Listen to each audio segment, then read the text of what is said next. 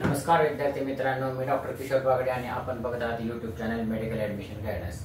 या चॅनलद्वारे medical admission संदर्भात लागणारी सर्व माहिती अतिशय नियोजनबद्ध पद्धतीने विद्यार्थी व पालक यांच्या गरजा लक्षात घेऊन वेळोवेळी प्रसारित केली जाते। तरी हा चॅनल अजून सबस्क्राइब केला नसेल सबस्क्राइब करा, बेल आयकॉनवर क्लिक करा आणि आपल्या मित्रांना शेअर करा। तर आपल्या सर्वांनाच माहिती आहे की रीनीट बद्दल आता सगळा चर्चा चालू आहे, सगळ्या चॅनल्सवर चालू आहे, सोशल मीडियावर चालू आहे, प्रिंटमध्ये चालू आहे आणि अजून सुद्धा पालक आणि विद्यार्थ्यांच्या मध्ये धास्ते की रीनीट होते का नाही। काही विद्यार्थ्यांना वाटते की रीनीट व्हायला पाहिजे, काही विद्यार्थ्यांना वाटते की रीनीट व्हायला नाही पाहिजे। आता हा त्याचा प्रश्न आहे, त्याच्यामध्ये आपण काही इंटरफेअर करू शकत नाही की ज्यांना कोणाला रीनीट पाहिजे, ज्या मुलांना रीनीट नकोय, हा त्यांचा प्रश्न आहे। तर आपला आजचा विषय आहे की रीनीट होणार की नाही, ह्याच्यावर आपण नीट व्यवस्थित अनालिसिस करायला पाहिजे, तेव्हा आपण त्या निष्कर्षापर्यंत पोहोचू शकतो की रीनीट होणार का नाही। आता 6 जुलै रोजी जे काही ऑल इंडिया कोटाचा पहिला राऊंड चालू होणार होता, डिक्लेअर केला होता एमसीसीने, म्हणजेच मेडिकल काउन्सिलिंग कमिटीने तो निर्णय डिक्लेअर केला होता की 6 जुलैला ऑल इंडिया कोटाची चालू होईल। पण ते आता चालू होणार नाही हे आता सूर्यप्रकाशा इतकं सत्य झालेलं आहे, कारण आज आहे 4 तारीख, अजून कुठलंही नोटिफिकेशन नाही, हे मागच्या व्हिडिओमध्ये मी तुम्हाला सांगितलेलं आहे। तर मेडिकल काउन्सिलिंग कमिटी ही जी काही सगळ्या भारतातली गव्हर्निंग बॉडी आहे ह्याच्यासाठीची, मेडिकल ऍडमिशन साठीची मेडिकल काउन्सिलिंग, त्यांनी 6 जुलै रोजीचं जे काही ऑल इंडिया कोटाचं आहे ते होणार नाही, रद्द झाले हे सुरू। आता हे सगळं वाट कसं बघतायत, तर 8 जुलैची वाट बघतायत। मेडिकल काउन्सिलिंग कमिटी ही कशाची वाट बघते, 8 जुलैला। 8 जुलैला माननीय सुप्रीम कोर्टासमोर सगळ्या नीटच्या पिटिशन्स येणार आहेत। तर सर्वोच्च न्यायालय काय निर्णय देतं, त्याच्यामध्ये रीनीट का स्टे हा महत्वाचा मुद्दा आहे। अलग लक्षात, रीनीट घ्यायची का काउन्सिलिंग वर स्टे द्यायचा, आता ह्याचा आपण विचार करूया। ह्या वर्षी आपल्याला किती जण हे दिलेले आहेत, परीक्षा दिलेले आहेत, 24 लाख मुलांनी परीक्षा दिलेली आहे। 24 लाख म्हणजे काय खूप कमी नाहीये, ते खूप आहे। आणि त्याच्यामध्ये मध्ये जो काही डिस्प्यूट झाला होता 1563 जणांचा, की ज्यांना ग्रेस मार्क दिले होते, की 1563 मार्कांना जणांना ग्रेस मार्क दिले ते चुकीच्या पद्धतीने दिलेत, तो आता इश्यू सॉल्व्ह झालेला आहे। त्यांची परीक्षा झालेली आहे, त्यांच्या परत रिझल्ट आलेला आहे, ज्यांना पाहिजे त्यांनी परीक्षा दिली, ज्यांना नको त्यांनी परीक्षा नाही दिली, ते त्या क्रायटेरियाप्रमाणे त्यांना हे नीट स्कोअर कार्ड आलेले आहे। आणि विशेष म्हणजे तुमचे पण सगळ्या मुलांचे नवीन नीट स्कोअर कार्ड आलेले आहेत। अजून सुद्धा ज्या मुलांनी अजून सुद्धा माझ्या लक्षात असं येते की काही विद्यार्थ्यांनी नीट स्कोअर कार्ड डाउनलोड केलेले नाहीत, तर सगळ्यांनी महत्वाची सूचना म्हणजे त्यांनी नीट स्कोअर कार्ड डाउनलोड करून घ्यावं। आता मुद्दा आहे आपला रीनीटचा।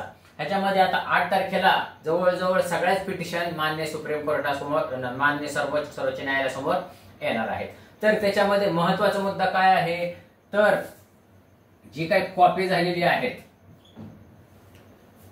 नीट 2024 मध्ये ज्या काही कॉप्या झालेल्या आहेत त्याच्यावर चर्चा होणार आहे।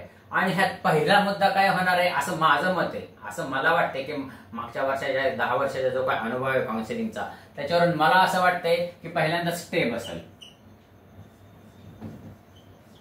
काउन्सिलिंग वर स्टे, कारण मान्य सर्वोच्च न्यायालयाला पण वेळ मिळायला पाहिजे ना की निश्चित काय झाले, हे जे काही कॉपी झाल्यात, ज्या काही माल प्रॅक्टिस झाल्यात, ज्या काही आपण प्रिंट मीडियामध्ये, चॅनल मीडियामध्ये किंवा सोशल मीडियामध्ये आपण बघतोय की इथं जणांना पकडलंय, तितक्या जणांना पकडलंय, की इथं अशी कॉपी झाली, तिथं तशी कॉपी झाली, हे इकडे गेले ते तिकडे गेले, ह्याला काय आपण काय कधी बघितलेलं नाही, आपण त्याला काही पुरावा पण नाही।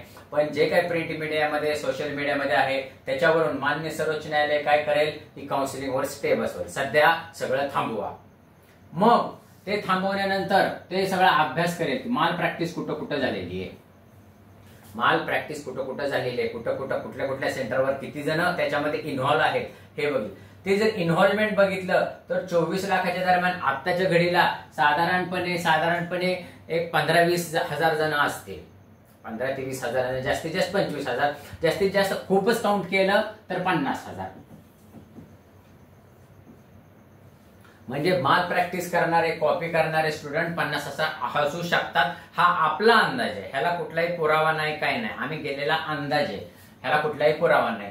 तर मग हे शोधून काढल्यानंतर ह्याच्यामध्ये एक सरळ क्लॉज आहे की ह्यांना डिबार करून टाकायचं, ज्या मुलांनी माल प्रॅक्टिस केलेली आहे त्या मुलांना डिबार करून टाकायचं। ह्याच्यासाठी माननीय सर्वोच्च न्यायालय इन्व्हेस्टिगेशन जे काय आता हे करते, इन्व्हेस्टिगेशन करते, CBI central bureau of investigation, ही संस्था ह्या सगळ्याचं तपासणी करते. मग ह्या संस्थेला की तपासणीला वेळ देईल माननीय सर्वोच्च न्यायालय की तुम्ही ह्याचं सगळं तपासणी करून आम्हाला हे द्या की डाटा द्या की किती जण इन्व्हॉल्व आहेत ह्याच्यामध्ये, आणि जे काही इन्व्हॉल्व झालेले असतील त्यांना डिबार करून बाकीच्यांचं काउन्सिलिंग चालू करतील, असा आमचा अंदाज आहे. की म्हणजे ह्याच्यावरून प्रॉडक्ट काय निघतोय की एवढ्या जणांना ज्यांनी प्रामाणिकपणे कष्ट केले, ज्यांनी प्रामाणिकपणे कष्ट करून 600च्या वर, 700च्या वर, 500च्या वर, 400च्या वर, 350च्या वर मार्क पाडलेले आहेत, ज्यांनी रिपीट करून कष्ट करून त्यांच्यावर अन्याय केल्यासारखा होईल.